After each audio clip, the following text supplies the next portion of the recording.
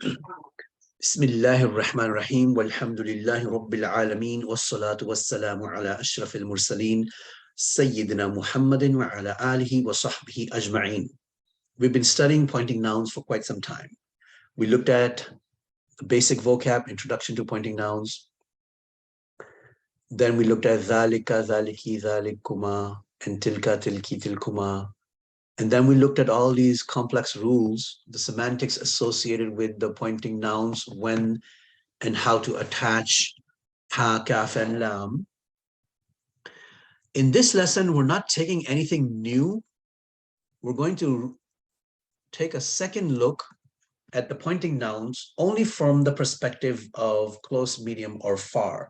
So this is a great lesson for you to sort of review and reinforce the material covered previously, but from a different perspective, because I know this is a lot. There's a lot to learn here. There's a lot of things going on. So that's why I decided to add this chapter here to help you see things from a different perspective. So it's all about close, medium, or far. Close is, in Arabic, the term for something close, qareeb. Something that is distant, at a medium, not distant, is mutawassit, mutawassit.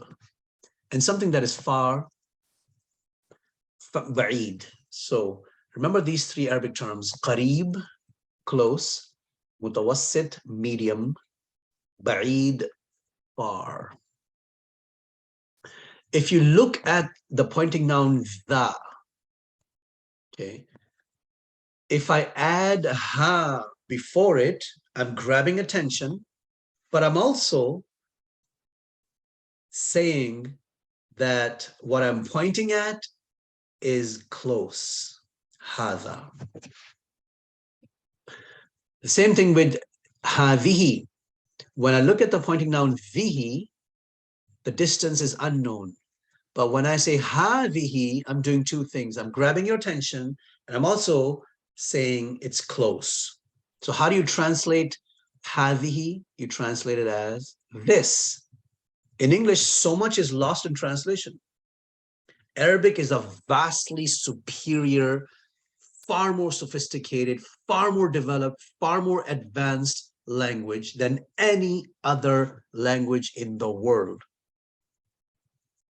That's why if you translate Arabic sentences to English, especially if you translate the Quran, there's always a price to pay. You always lose something. So let's go back to the very first lesson we did in pointing nouns. Look at the word hadha. Ha, attention, and it's also close. Da is the pointing noun. But look at the translation, this. And not to mention, hadha is for singular masculine. So look at all the information that is lost when I translate hadha to this. I've lost attention, ha. I've lost near, distance. I've lost singular, and I've lost masculine. All I get is this. This is all I get in English. This right here teaches us that Arabic is far more developed, sophisticated, and complex language. There is information in the word hada that cannot be translated, and it's completely lost when I say this. The same thing here. Hadihi. Ha is lost. The close is lost. The femininity is lost. And I get this. This is all I get. So this is a translation, right, for both of these. So you can see there's a lot lost in translation. And by the way, this is just a pointing noun. We're at the tip of the iceberg. We haven't even gotten into nouns and verbs. It's mind-blowing.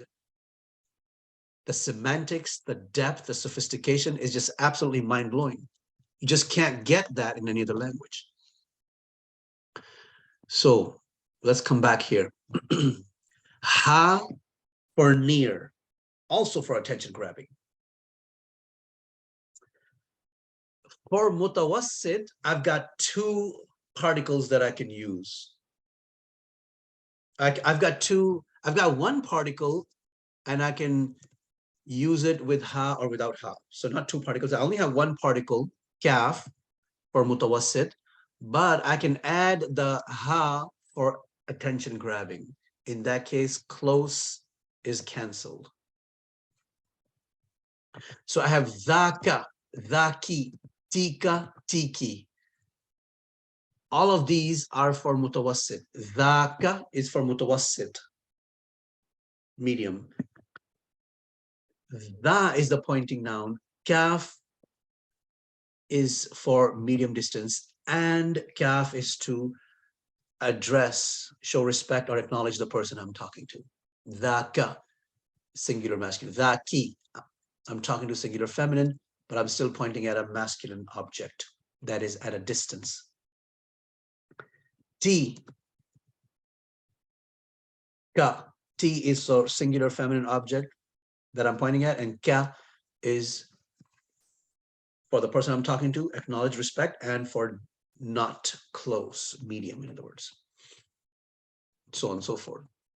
Look at the information. This language is so smart and so intelligent. And this is just an introductory course. We haven't even gone into the morphology, the grammar, the balagha, the rhetoric, semantics. It's mind-blowing how amazing this language is. Now, if I add ha to kaf, it looks like there's a conflict, right? Because we just said ha is for close, and now we're saying ha, the kaf is not for close, meaning it for mutawassil. Then how can you add ha and kaf? What happens if ha and kaf are both simultaneously attached to the pointing noun? Then the closeness disappears. The kaf is stronger, it overrides the ha. So ha dhaka is to point at a singular masculine object after grabbing attention, ha, and acknowledging the person I'm talking to. That's a lot, right? Let's do this one more time. This language is crazy, right? Ha, attention. Dha, I'm pointing at a singular masculine object or a person. Ka, at a medium distance, and I'm also acknowledging you as a singular masculine person. Insane level of information. Semantics are just mind-boggling. No wonder Allah chose Arabic as the language of the greatest book, Quran, his last and final word. Let's look at this as ha, dhanika. So let's break this. Ha, attention. So I'm going to break this down. Ha for attention, dha for singular masculine object or person that I'm pointing at. But then noon with a kasra turns it into dual. So I'm pointing at two objects or persons that are both masculine, or at least one is masculine, the other is feminine. And then kaf is for medium distance and to acknowledge you, the person I'm talking to. I can change to ka, ki, kuma, kum, kunna, depending on how many people I'm talking to and their gender. Insane, crazy. This language is amazing. So much intelligence built into it, so much semantic meaning. And finally, dhalika, dhaliki, tilka, tilki have a combination.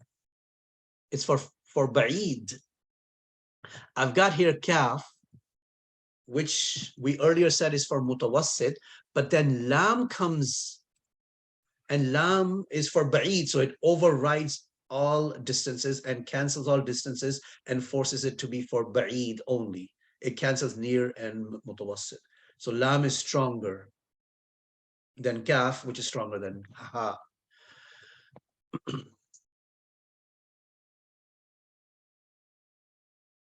That's it. And in the next lesson, we'll look at some fun facts about dhalika, inshallah. We'll apply to Quran, inshallah.